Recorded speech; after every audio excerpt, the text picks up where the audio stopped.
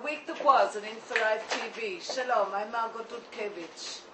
Today it is a year since soldiers Ehud Goldwasser and Eldad Regev were abducted by Hezbollah.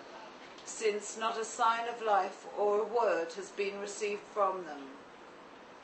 Meanwhile, the families of the three abducted soldiers met with French President Sarkozy in Paris this week, and he promised to do his utmost to secure the soldiers' release.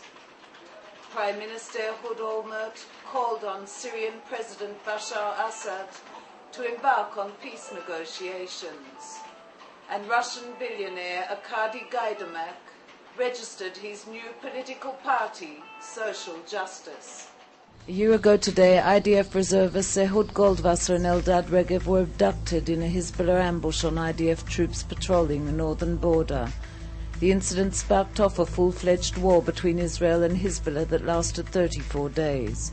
During the war, it became apparent that the IDF and government echelon were ill-prepared and unable to provide adequate combat plans, and that intelligence assessments regarding Hezbollah's capability had been misleading. The army also failed to supply the troops on the ground with all the necessary equipment, and in a number of cases there was a severe lack of communication between troops on the ground and their commanding officers. The difficult conditions the troops were forced to contend with led to a public outcry.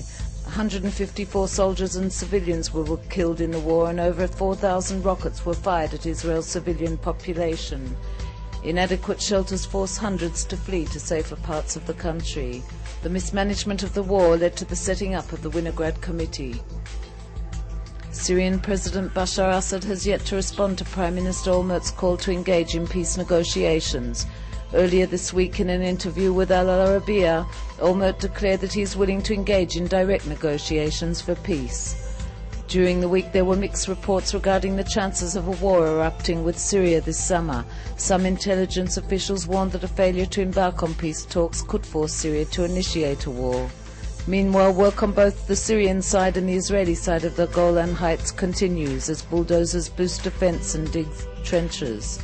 Last week, the army wound up one of its largest ground force exercises ever. French President Sarkozy met with the families of Gilad Shalit, Ehud Goldwasser and Eldad Regev in Paris on Monday. In the past year, the families have travelled all over the world meeting with leaders in the hope of securing the soldiers' release. Sarkozy promised the families he will do everything within his power to secure their release and called Hezbollah a terror organization. In response to Sarkozy's comments, Hezbollah lashed out at the French president. An IDF soldier was killed and 2 wounded in the El Borej refugee camp in central Gaza on Thursday morning. He is the first soldier to be killed in Gaza since the beginning of the year. The operation was aimed at destroying the terror infrastructure and arresting armed Palestinians. Hamas is continuing to stockpile weapons and is likewise continuing the intensive training of its military wing in bomb-making, sabotage and armed combat. Hamas has also made an official request to open crossings in the Gaza Strip, but has refused Israel's offer to open the Kerem Shalom crossing under Israeli control. Prime Minister Olmert is scheduled to meet with Palestinian President Abbas next Monday. It's the first meeting since the Hamas takeover of Gaza. Russian billionaire Arcady Gaydemak registered his Social Justice political party on Monday and later told reporters he believes he will win 20 mandates in the next general elections. Gaydemak said he will serve as the new party's chairman and plans to run for Jerusalem mayor. Info Live TV asked Jerusalemites their views on Gaydemak's political capers.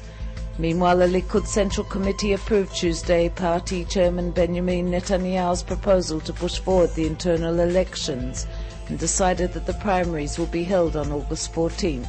Wave of the future today. Israeli students at Judea and Samaria College in Ariel have invented robots which in the future may well take over household chores. The students demonstrated the abilities of the toilet bowl and wall cleaning robots which carried out their tasks admirably. A vision of robotics revolution could place Israel alongside the world's leading manufacturers. Israeli researchers have discovered an underground cave in northern Israel with stalactites and rare geological phenomena that is threatened by the presence of a quarry above it. Its location is being kept secret to prevent damage caused by visitors.